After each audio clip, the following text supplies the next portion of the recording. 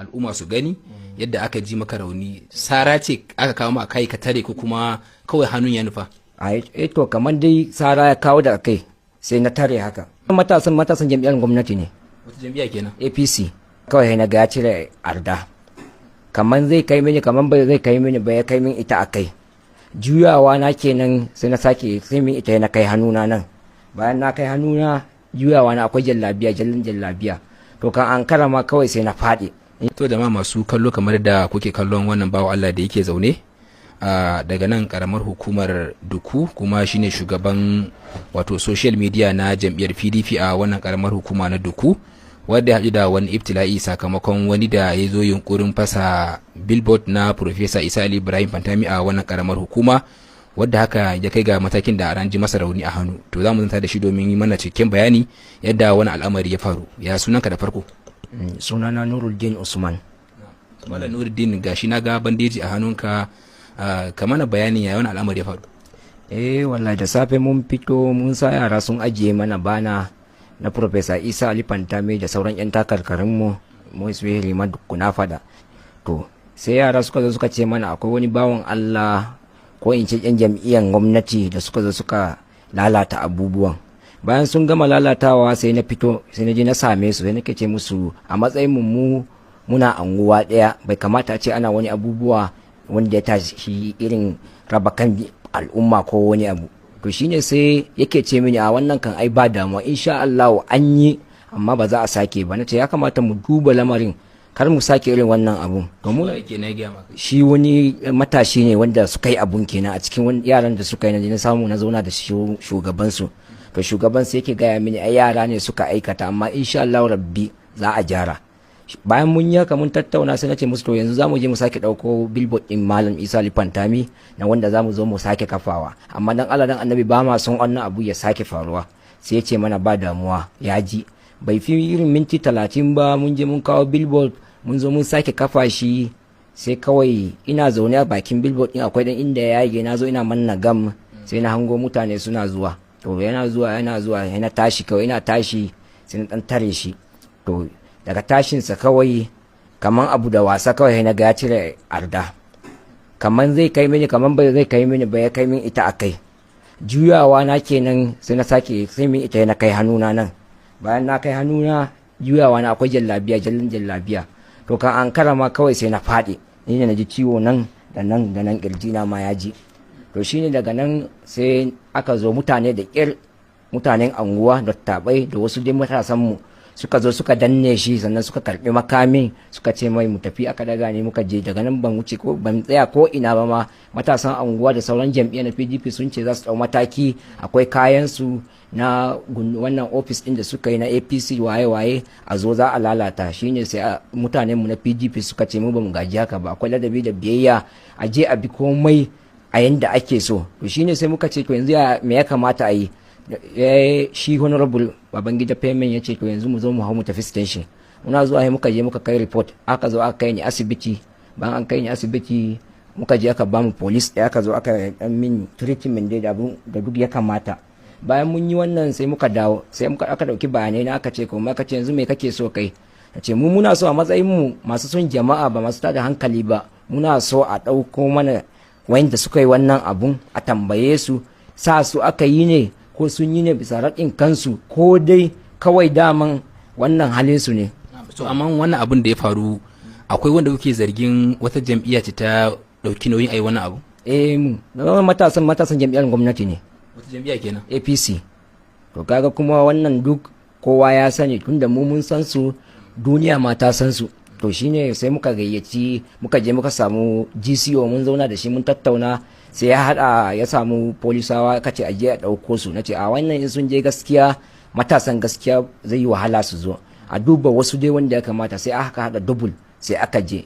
Bayan an ji an dauko sai aka samu shi shugaban nasu, ya aka zo aka kama shi. To aka zo na bada statement ina duk abin da ya faru a wurin, bai musa ba, ya ce yayi. Ka zo GCO ya tambaye shi, ya ce yayi. Inspector of Crime ya ce mai da gaske ka zo ka bi bawon Allah nan da wuka, ya ce yayi, amma shi ba ni kusan kaninsa nake, bai niyan sa rana ba, kawai dai abu ne ya zo ba da ni yake ba, tunda na zo na mai magana mun fahimci juna. saboda wani daban ne a cikin yan jam'iyyar PDP Abdurrahman ne wai ya zagi iyayensa, shi yasa ya ga dacewan ya sake dawo ya fasa billboard. Bayan ya fasa billboard, sun fasa billboard ina ga 11 duka na Professor Isa Ali Fantami. Professor Isa Fantami da mai nasarar Dukku, sannan akwai na leader Dr. Ibrahim Hassan dan Gombo sai dan Darman Dukku. To amma na Professor Isa Ali Fantami su guda wannan 4 aka fasa. An fasa 2 a yaran da muke barwa a gabas da gari, akwai 3 da suke wurin mu kenan inda muke zama.